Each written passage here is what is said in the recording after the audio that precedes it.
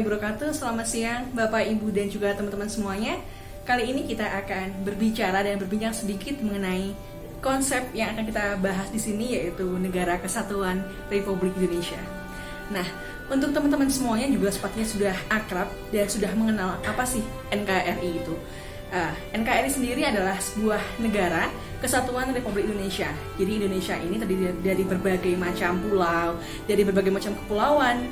Nah, di dalamnya juga ada suku bangsanya yang beraneka ragam, budayanya, dan juga ada banyak sekali perbedaan di sana. Nah, di sini juga pentingnya konsep persatuan di dalam bingkai NKRI. Teman-teman semuanya, ada banyak sekali tanggapan dan juga pandangan tentang Negara Kesatuan Republik Indonesia. Kali ini kita akan berbicara dari sudut pandang yang berbeda dan juga jawaban dari berbagai elemen masyarakat tentunya. Nah, teman-teman pasti penasaran seperti apa? Mari kita lihat.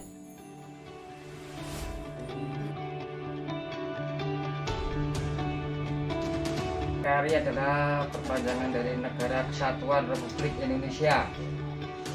NKRI Negara Kesatuan Republik Indonesia. Ya. Menurut Ibu, NKRI itu adalah Negara Kesatuan Republik Indonesia, di mana kita harus menjaga kesatuan dan kesatuan Indonesia.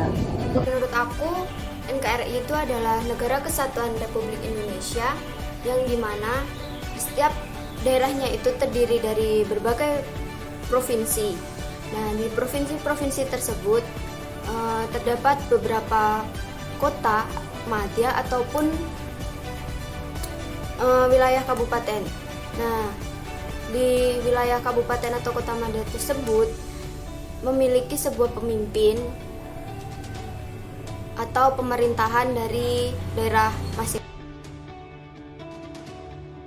Seberapa penting persatuan bagi saya? Menurut saya persatuan itu sangat penting karena kita hidup di negara Indonesia ini dengan banyaknya suku bangsa, budaya, agama, dan lain-lain. Jika tidak adanya persatuan, tentu saja itu semua akan terpecah belah dan kita tidak akan bisa hidup dengan nyaman, aman, dan tentram karena dari setiap budaya ataupun agama itu nanti jika kita tidak saling toleransi, kita tidak saling menghargai satu sama lain, tentunya itu kita tidak akan hidup secara nyaman, tidak bisa hidup berdampingan dengan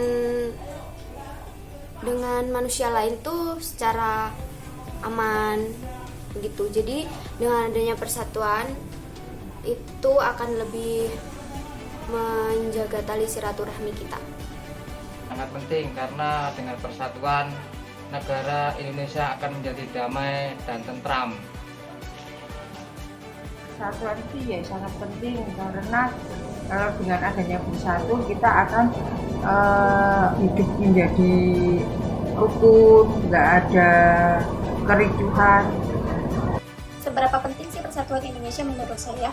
Menurut saya itu sangat penting sekali ya, apalagi kan Indonesia ini termasuk negara yang majemuk dengan banyak perbedaan. Apabila tidak diiringi dengan toleransi ataupun saling menghargai satu sama lain, mungkin Indonesia akan rentan terpecah belah. Apalagi Indonesia sudah membangun Bhinneka Tunggal Ika sebagai semboyan bangsa ini, yaitu berbeda tetapi tetap satu. Dan hal tersebut dapat memperkuat jati diri NKRI, yaitu Negara Kesatuan Republik Indonesia. Kontribusi Ibu dalam NKRI adalah ikut dalam suatu organisasi PKK di kampung, di mana di dalam organisasi itu ada kegiatan-kegiatan yang bisa menjalin persatuan dan kesatuan antar anggota kampung, karena di dalamnya ada kegiatan-kegiatan yang bersifat sosial. Kontribusi apa yang telah Anda lakukan untuk menjaga NKRI? Banyak, salah satunya kalau kontribusi sebagai karena saya guru, yang pertama mendidik siswa, bagaimana siswa itu bisa bersikap jujur, kemudian cinta tanah air salah satunya. Kemudian juga karena saya termasuk di negara. Jadi bagaimana saya salah satunya harus membeli di UMKM, jadi di sekitar rumah itu, agar kalau UMKM itu berjalan lancar, ekonomi juga akan lancar. Mendukung program-program pemerintah, usaha-usaha kecil sampai menengah, menghormati suku, ras setiap provinsi Indonesia. Peran saya sebagai mahasiswa yaitu yang pertama, tidak menyebarkan hoax. Karena sekarang ini adalah di era sosial media yang sangat tinggi, terus perkembangan zaman yang semakin canggih, pengembangan teknologi. Dengan adanya hoax itu akan membuat berita-berita yang tidak benar dan menggiring opini-opini yang tidak benar dari berbagai kalangan. Yang kedua yang saya lakukan yaitu tidak memprovokasi orang lain. Jadi kita tidak boleh mengajak atau memprovokasi orang untuk saling menghujat ataupun saling ya seperti itu. Yang ketiga yaitu tidak ikut mengejar kebencian, dimana kegiatan itu sangatlah tidak terpuji, dan kita sebagai manusia tidak boleh mengajak atau menyebarkan aib orang lain. Jadi dan ketiga hal tersebut yang menurut saya harus saya lakukan sebagai mahasiswa, yaitu yang pertama tadi tidak menyebarkan hoaks, yang kedua tidak ikut memprovokasi, dan yang ketiga yaitu tidak mengejar. Kontribusi apa saja yang sudah saya lakukan sebagai seorang karyawan dalam menjaga NKRI? Yang pertama adalah menghormati setiap perbedaan dengan teman-teman kerja. Contohnya seperti perbedaan suku, perbedaan budaya, maupun perbedaan agama. Lalu menaati berbagai peraturan yang ada, seperti peraturan di lingkungan kerja. Lalu peraturan yang ada seperti peraturan lalu lintas ketika saya mengendarai kendaraan saya menuju tempat kerja. Lalu selanjutnya yaitu menggunakan produk lokal yang ada di Indonesia, seperti produk-produk UMKM yang ada di Indonesia.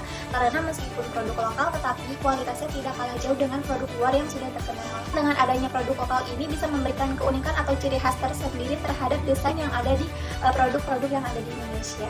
Bahkan di kantor kami sudah turut mengapresiasi kelestarian produk lokal seperti menggunakan batik di setiap hari Kamis. Setelah kalian melihat tanggapan masyarakat mengenai NKRI, kalian tahu nggak sih bagaimana NKRI itu terbentuk? Mari kita lihat. Dalam sejarah Indonesia mencatat, sebelum abad ke-16 kehidupan bangsa Indonesia rukun dan damai. Tetapi setelah para penjajah dari negara barat datang, keutuhan tatanan kehidupan berbangsa dan bernegara mulai retak. Para penjajah, khususnya Belanda, menerapkan politik adu domba, memecah belah, saling menghasut, memfitnah antara satu kelompok dengan kelompok lainnya.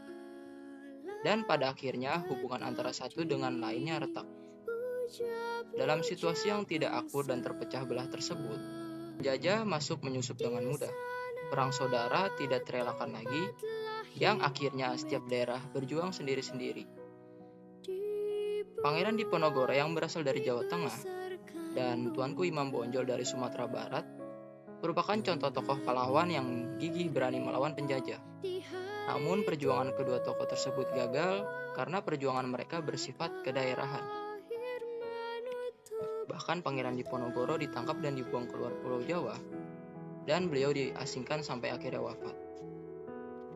Setelah mulai perjuangan yang panjang, akhirnya terbentuklah negara Indonesia dengan proklamasi kemerdekaan Indonesia pada tanggal 17 Agustus 1945 yang mengantarkan bangsa Indonesia ke depan pintu gerbang kemerdekaan Indonesia.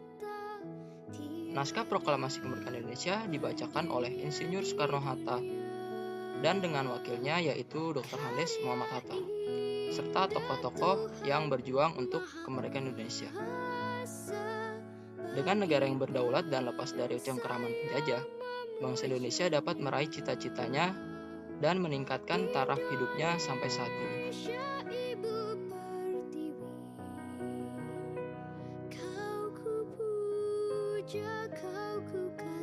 Upaya-upaya dalam menjaga keutuhan NKRI. Setiap warga negara memiliki kewajiban dan tanggung jawab untuk turut serta dalam menjaga keamanan dan pertahanan negara kesatuan Republik Indonesia. Seperti yang sudah dijelaskan di dalam UUD 1945 pada pasal 30 ayat 1 dan 2 yang berisi tentang bahwa tiap-tiap warga negara berhak dan wajib untuk ikut serta dalam usaha pertahanan dan keamanan negara. Usaha pertahanan dan keamanan rakyat dilakukan oleh Tentara Nasional Republik Indonesia sebagai kekuatan utama dan rakyat sebagai kekuatan pendukung.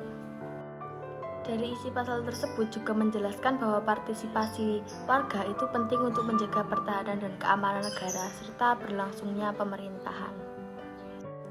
Selain itu, kita juga dapat menerapkan beberapa hal lain seperti yang pertama, mengamalkan nilai-nilai Pancasila di dalam kehidupan sehari-hari.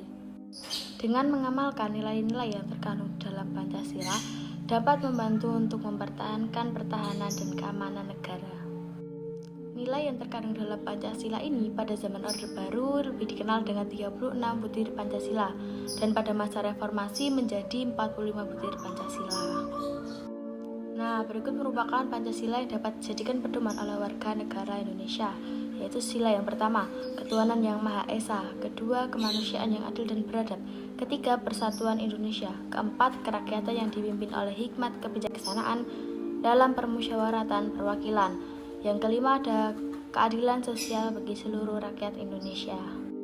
Lalu yang kedua bisa dengan menggelarakan semangat Bhinneka Tunggal Ika sebagai persatuan bangsa.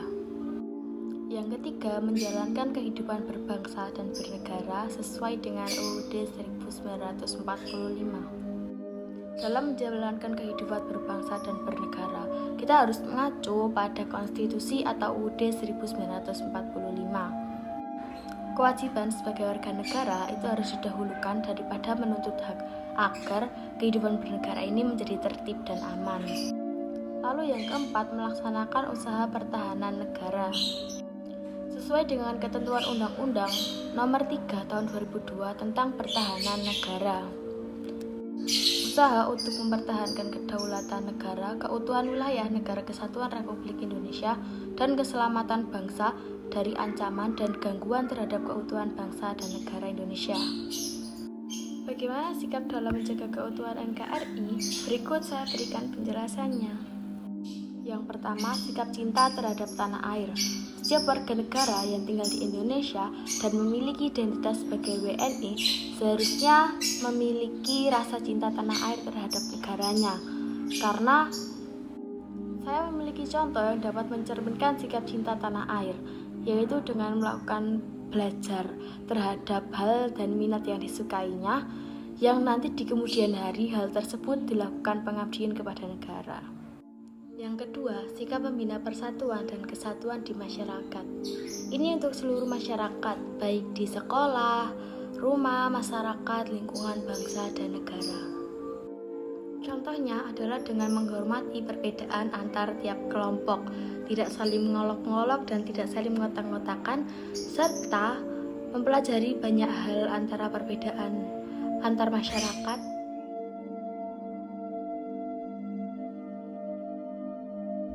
Tujuan dari negara tentunya bermacam-macam, di antaranya memperluas kekuasaan, menyelenggarakan ketertiban umum, dan menciptakan kebahagiaan untuk rakyatnya. Tujuan negara Republik Indonesia sendiri ini tercantum di dalam pembukaan Undang-Undang Dasar Negara Indonesia tahun 1945, yang mana terdapat 4 poin, di antaranya poin pertama, melindungi segenap bangsa Indonesia dan seluruh tumpah darah Indonesia. Poin kedua, memajukan kesejahteraan umum. Poin ketiga, mencerdaskan kehidupan bangsa. Dan poin yang keempat, ikut serta melaksanakan ketertiban dunia yang berdasarkan kemerdekaan, perdamaian abadi, dan keadilan sosial. Yang mana keempat tujuan tersebut didasarkan kepada ketuhanan yang Maha Esa, kemanusiaan yang adil dan beradab, persatuan Indonesia, dan kerakyatan yang dipimpin oleh hikmat kebijaksanaan dalam permusyawaratan perwakilan, serta dengan mewujudkan suatu keadilan sosial bagi seluruh rakyat Indonesia. Ada banyak fungsi negara yang perlu diketahui. Beberapa fungsi ini mutlak dari setiap negara, yang mana terdapat fungsi negara melaksanakan penertiban. Fungsi negara ini sebagai penertiban, yaitu untuk mencapai tujuan bersama dan mencegah bentroknya di dalam masyarakat, sehingga masyarakat tetap stabil. Dan terdapat fungsi untuk mengusahakan kesejahteraan rakyat dan kemakmuran rakyat. Fungsi ini dianggap sangat penting, terutama bagi negara-negara yang baru, yang mana pemerintah Indonesia sendiri ini menerapkan fungsi ini ke dalam bentuk PPITA atau rencana pembangunan 5 tahun. Dalam fungsi ini terdapat 2 poin penting, yaitu pertahanan dan menegakkan keadilan. Pada poin pertahanan ini untuk menjaga kemungkinan serangan dari luar, yang mana untuk menjaga kondisi keamanan ini negara memfasilitasi angkatan perangnya dengan peralatan yang lengkap. Dan poin yang kedua ini menegakkan keadilan. Fungsi ini diharapkan dapat menciptakan suplementasi hukum. Usaha untuk mempertahankan NKRI tentu perlu dilakukan setiap waktu, sebab potensi ancaman baik yang berasal dari dalam maupun luar negeri pasti akan selalu ada. Sebagai warga negara yang baik, kita perlu memahami tantangan-tantangan dalam menjaga keutuhan NKRI agar senantiasa selalu waspada. Berikut merupakan tantangan yang mungkin nantinya akan menggoyahkan kesatuan dan persatuan NKRI. Untuk tantangan tersendiri, terdapat tantangan internal dan juga tantangan eksternal. Untuk tantangan internal, yaitu terdapat keanekaragaman bangsa.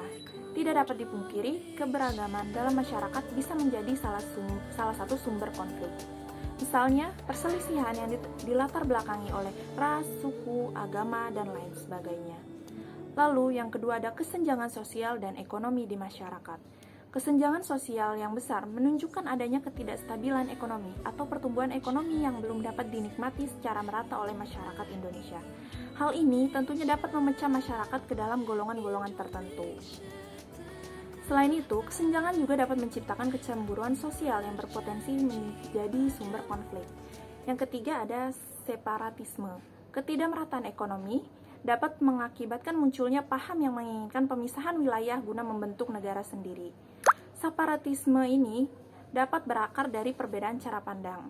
Sejak proklamasi kemerdekaan, telah ada sejumlah upaya dari kelompok tertentu untuk memisahkan diri atau provinsinya dari NKRI atau wilayahnya. Yang keempat ada radikalisme.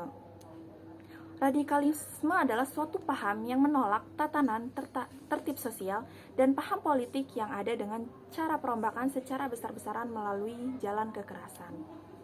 Radikalisme dapat dipengaruhi oleh sejumlah faktor, diantaranya adalah faktor politik, ekonomi, psikologi, sosial, dan juga pendidikan. Selain itu, ada juga tantangan eksternal, yaitu adalah segala bentuk gangguan atau tantangan yang berasal dari luar negeri yang dapat menggoyahkan kesatuan dan persatuan NKRI. Adapun tantangan tersebut, yang pertama yaitu adalah globalisasi. Dengan adanya globalisasi, budaya asing semakin mudah masuk ke Indonesia. Beberapa kebudayaan tersebut ada yang bertentangan dengan budaya nasional atau kepribadian bangsa Indonesia. Selain itu, dengan adanya globalisasi, ekonomi bisa menjadi produk-produk dari luar negeri justru membanjiri Indonesia dan membuat pengusaha lokal kalah bersaing. Yang kedua yaitu intervensi asing. Intervensi asing ini bisa berwujud dalam banyak hal, termasuk konflik, teritori, atau wilayah. Salah satu contohnya adalah masalah Natuna. Selalu ada kapal asing, baik milik pemerintah atau swasta yang memasuki teritori tanpa izin. Ini sama artinya mereka tidak mengakui kedaulatan Indonesia di wilayah tersebut. Dan yang ketiga yaitu jaringan narkoba internasional. Jaringan narkoba internasional menjadikan Indonesia sebagai salah satu pasarnya. Masalah narkoba tidak hanya melemahkan tatanan moral masyarakat, tetapi juga sering bersinggungan dengan kejahatan lainnya seperti prostitusi dan juga pembunuhan. Baik teman-teman sekalian, kita sudah mengetahui ada berbagai macam argumen dan pendapat dari teman-teman sekalian, dari Bapak Ibu, dari berbagai macam kalangan, baik itu pedagang ataupun bahkan abdi negara. Tentunya banyak sekali yang mereka katakan terkait dengan NKRI dan apa sih kontribusi mereka terhadap NKRI sudah dijelaskan seperti tadi.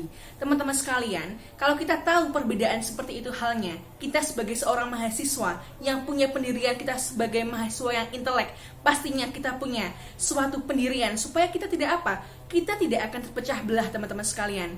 Kita akan menjadi sebuah perekat. Karena sejatinya sebuah perbedaan di dalam masyarakat itu bukanlah menjadikan suatu ancaman untuk NKRI. Kenapa? Itu adalah suatu tantangan untuk kita untuk sebagai perekat dalam menjaga NKRI ini untuk yang lebih baik teman-teman sekalian. Maka dari itu kita semua harus bersinergi bersama-sama membangun NKRI yang lebih baik teman-teman sekalian. Salam NKRI, salam sejahtera untuk kita semua. Terima kasih.